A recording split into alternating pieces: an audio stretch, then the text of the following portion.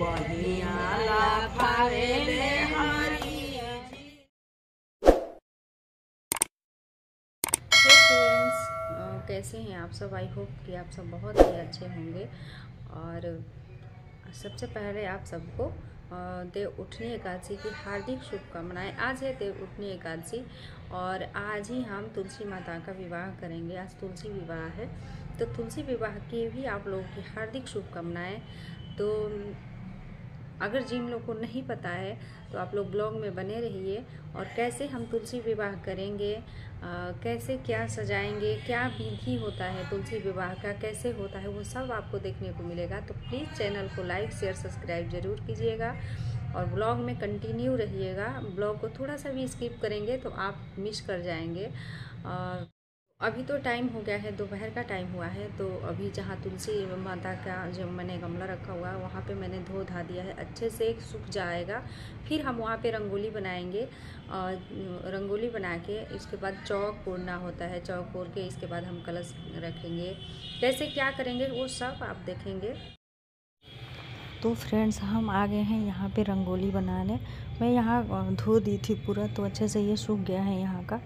तो यहाँ पे अभी रंगोली बना लेते हैं। अभी हो रहा है दोपहर का टाइम, दोपहर का क्या 4 बज चुका है। तो वही हम यहाँ पे पहले रंगोली बना लेते हैं, इसके बाद हम करेंगे पूजा नहा धो के अच्छे से। तो फ्रेंड्स, हो गया है शाम का टाइम, 6:30 या 7 बज रहा है। तो हम नहा के आ गए हैं। साड़ी पहन लिए हैं, लाल या पीला साड़ी पहन लीजिए, जैसे कि बारात में अच्छे से सजा संवरा जाता है उस तरीके से सज संवर के श्रृंगार करके अच्छे से साड़ी पहन के अलता लगा के। और तब हम यहाँ ईख का मंडप भी बनाए हैं पीछे में, तो लाइट लगाए हैं तो आप लोग को नहीं दिख रहा होगा। तो हम सब विधि बताएंगे तुलसी पूजन का। तो सबसे पहले तो हम हल्दी लगाएंगे तुलसी माता को। आप देखें कि मैं यहाँ हल्दी लगाई। हल्दी लगाने के बाद फिर हम नहवा देते हैं। जैसे लड़की लोग को हल्दी लगा के नहवाया जाता है, वैसे ही तुलसी माता को भी हम हल्दी लगा के नहवा दिए हैं। इसके बाद हम नहवा के तब माता को कपड़ा ओढ़ा देंगे। चुंदरी जो लाए हैं चुंदरी ओढ़ा देंगे। चुंदरी ओढ़ाने के बाद हम माता रानी का श्रृंगार करेंगे। चूड़ी, बिंदी, जो भी आप श्रृंगार का सामान लाए हैं सब जितना लगा सकते हैं लगा दीजिए। जो नहीं लगा सकते हैं उसको अर्पित कर दीजिए, माता रानी के सामने रख दीजिए सारा श्रृंगार का सामान। इसके बाद हम ठाकुर जी को भी नहवाएंगे पंचामृत से। अलग अलग भी नहवा सकते हैं, दूध, दही, घी, शहद। इसके बाद गंगा जल, शक्कर से, फिर शुद्ध जल से नहवा के पूछ के फिर ठाकुर जी को भी हम आसन लगा के बैठा देंगे। तो मैं यहाँ पंचामृत बना ली थी, पंचामृत से ही मैंने ठाकुर जी को, शालिग्राम जी को नहवा के और उनका सिंहासन रख के और नया कपड़ा उनके लिए भी आसन लगा के मैं उनको वहाँ पे विराजमान कर दी हूँ। इसके बाद 5, 10, 11 जितना आप यहाँ दीप जला सकते हैं, दीप प्रज्वलित कर दीजिए, दीप जला दीजिए। तो मैंने यहाँ दीप भी जला दिया है। और साथ साथ में मैंने यहाँ पे ठाकुर जी को छुआ के मैंने तुलसी माता को माला पहना दिया। और तुलसी माता को छुआ के ठाकुर जी को भी, शालिग्राम को भी मैंने माला पहना दिया है। अब यहाँ पे मैं चूड़ी पहना रही हूँ, बिंदी लगा रही हूँ, माता रानी को श्रृंगार कर रही हूँ। इसके बाद हम करेंगे कि गठबंधन कर देंगे, गठ जोड़ा जो होता है। तो हम यहाँ मौली से करेंगे, धागा से। अब चाहे तो जो चुंदरी आप माता को उड़ा रहे हैं थोड़ा बड़ा ही उड़ाइए और भगवान श्री हरि विष्णु भगवान के कपड़े में बांध के आप गठबंधन कर सकते हैं। इसके बाद हम माता रानी का खोइछा भरेंगे।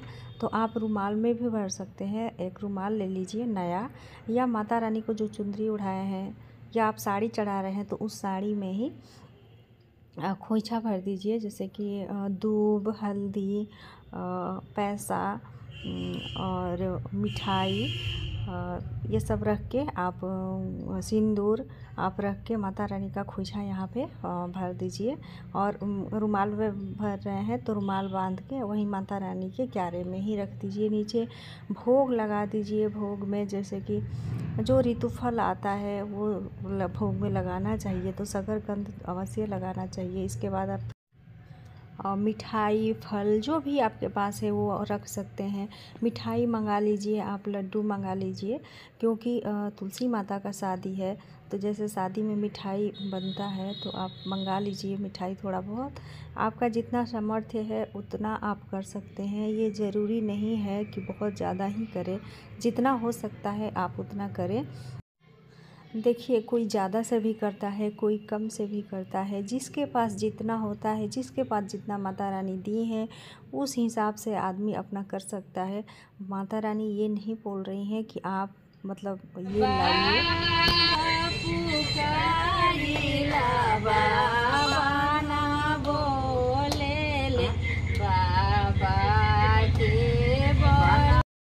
और सब कुछ करने के बाद इसके बाद मैं सिंदूर यहाँ श्री हरि यानी कि शालिग्राम से छुआ के मैं माता रानी को लगा रही हूँ। ये यहाँ पे थोड़ा बहुत हम लोग गीत गा रहे हैं, जो हम लोग को आता है वो सिंदूर दान वाला, वही हम लोग यहाँ पे गीत गा रहे थे मैं और मम्मी।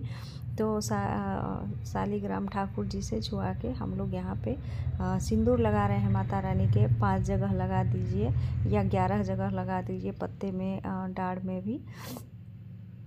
और अगर आपके पास ठाकुर जी नहीं है, शालिग्राम नहीं है, तो आपके पास जो कृष्ण भगवान रखे हैं आप उनसे ही शादी करा सकते हैं। लेकिन अगर आपके पास शालिग्राम है, ठाकुर जी हैं, तो आप उनसे ही शादी करवाएं तुलसी जी का। इसके बाद हम आरती करेंगे, क्योंकि शादी के बाद आरती होता है, तो सब कुछ होने के बाद लास्ट में हम आरती करेंगे। तो हम लोग भी जितना बहुत आ रहा था भजन गीत वो सब गाए बैठ के यहाँ पे। इसके बाद हम लोग आरती किए, सब लोगों ने मिलके आरती किया अच्छे से, और बहुत ही अच्छे से हम लोगों ने शादी संपन्न किया तुलसी माता का और विष्णु भगवान का, शालिग्राम का। जितना आता है हम लोग को उतना हम लोग कर लिए। और हाँ, मतलब सब कुछ पूजा करने से पहले आप संकल्प ज़रूर लें। तो फ्रेंड्स, वीडियो कैसा लगा प्लीज़ बताइएगा। अगर थोड़ा सा भी हेल्पफुल लगा होगा वीडियो आप लोगों तो प्लीज़ चैनल को लाइक शेयर सब्सक्राइब कर लीजिएगा। और हम मिलेंगे आपसे एक नेक्स्ट ब्लॉग के साथ फ्रेंड्स, तब तक के लिए बाय बाय।